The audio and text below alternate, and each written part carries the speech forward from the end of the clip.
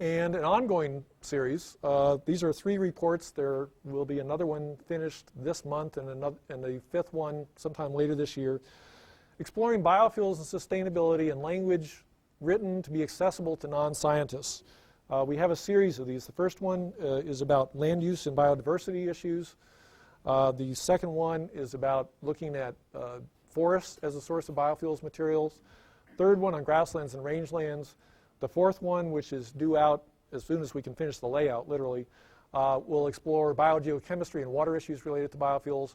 And the 5th one, which will get done later this year, will be essentially a synthesis of the first 4, trying to capture everything in one publication.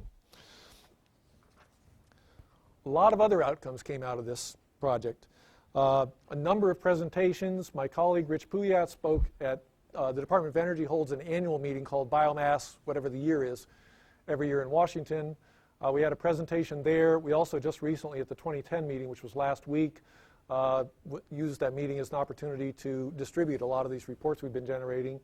I had the opportunity to brief a National Academy Board, which is in the process of developing its own project exploring biofuels and environmental impacts. We had a Capitol Hill briefing led by Phil Robertson, a presentation that I made about the effort to the Society of Environmental Toxicology and Chemistry meeting, another professional society in the environmental field. This month in the ESA Bulletin, which is a free online resource that is available to all ESA members, and it's actually open access, anybody can read it.